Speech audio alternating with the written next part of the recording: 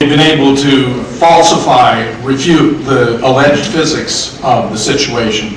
But essentially everything the government has told us about 9/11 is false. Let me offer an illustration. I've always been very suspicious of this scenario in which a ragtag group of terrorists with box cutters could overtake 4 commercial airliners. In my opinion, any group of American passengers confronted with a couple of terrorists with box cutters would have beaten them to death with their luggage. So let me offer you my top 10 reasons for thinking they are fake. And where's Paul Schaefer when you need him? Number 10 top reason for thinking the hijackers are fake. Their names do not appear on any passenger manifest. That's not easy to arrange, my friends. If you know of any other case, I'd be interested in hearing it. Number 9. None of them were subject to any autopsy. Would have been interesting, powerful evidence if in fact we had some bodies here to offer some proof, but there is none. Number 8, top 10 reason for thinking these hijackers are fake. 5 to 7 at least have turned up alive and well and living in the Middle East. They've even been interviewed by the BBC and The Guardian in the UK. Now, I dare say that if they were actually killed in the impact of these airliners, then it's even more difficult to imagine how they could have arranged those interviews. Yeah. Reason number 7. The FBI, nevertheless, has not revised its list. This is quite surprising. They have to be aware. David Ray Griffin's second book on 9/11, the 9/11 Commission Report, Omissions and Distortions, makes this point as his number 1 item. They have to know, yet they have not revised their list. As an aside, I expect we're going to see some backtracking and equivocating now, and they're going to be saying, well, maybe they aren't really sure about all the names on their list. But, listen to this. Reason number 6. A special agent of the FBI by the name of Flagg, F-L-A-G-G, has explained that the FBI knew almost immediately the names of all 19 hijackers because they discovered a piece of luggage left by Mohammed Atta when he had driven up to Portland, Oregon, and then turned around and rushed down to Logan just in time to participate in the hijacking of a plane from that airport. According to Flagg, this piece of luggage Atta left behind included not only a terrorist manual, but a very convenient list of the 19 hijackers. And I say, well, that's really quite stunning, considering 5, 6, or 7 of these guys have turned up alive and well. How can you explain that? Reason number 5. And that, incidentally, gives new meaning to the word false flag. My top 10, number 5 reason for thinking these hijackers were fake. They could not have flown the planes. Neelas Agadavan, among others, who's a pilot and aeronautical engineer, has studied their training background, and it's simply preposterous to presume these guys who could barely get a Cessna off the ground could have piloted a commercial airliner and brought it to its target. It's preposterous. Top 10 reason number 4. Those cell phone calls that we've heard so much about could not have been made at the altitudes and speeds these planes were flying.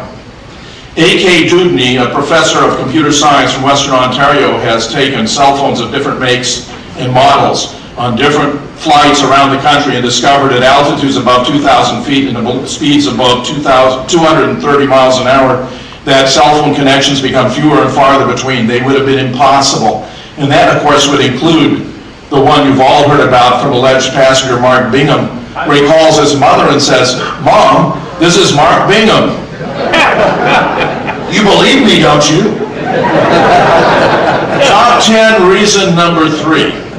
During the trial of the alleged 20th hijacker, Zacarias Moussaoui, a tape was played. A tape recording was played, allegedly from Flight 93.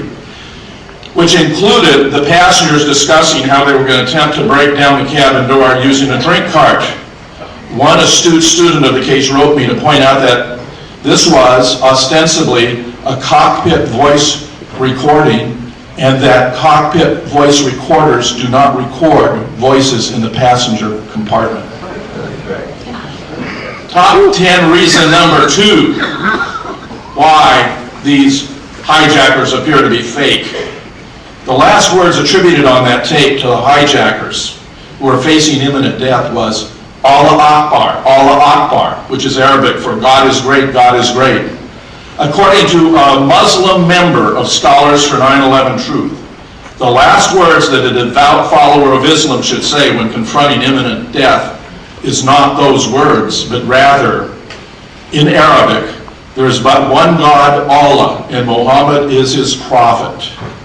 I therefore suggest that the writers assigned to this script simply didn't know enough to get it right.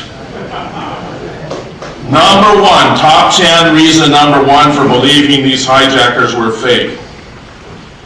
Zacharias Moussaoui, this April, was subjected to a trial to determine whether he should be punished by life imprisonment or even death for not coming forward to reveal the plot, which the government maintained, had he done, would have enabled the government to have intervened and saved lives. I make 3 observations. A year before, April last, Zacharias Moussaoui confessed to a different plot. He had acknowledged that he had been involved in a plot to fly a plane into the White House in order to extort release of a terrorist, a sheik who had been imprisoned for terrorist activities in 1993. He denied he had anything to do with 9/11. That is the crime to which he confessed. A year later, the federal government has played a shell game, and now they're insinuating and implying he had something to do with 9/11.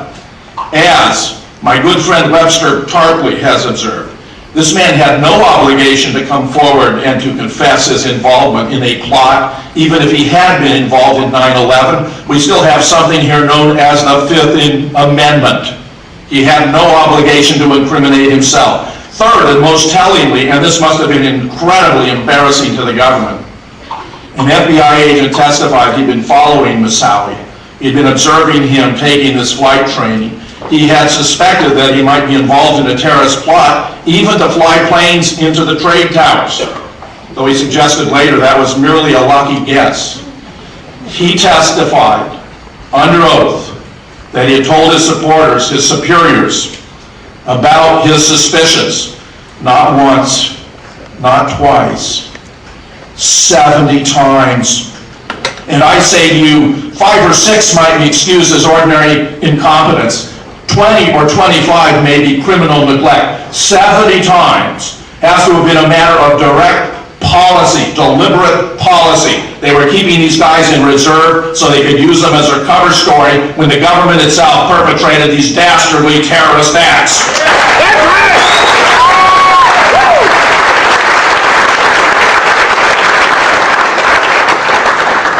I'd like now, in just a moment, to have an open discussion for about 15 minutes between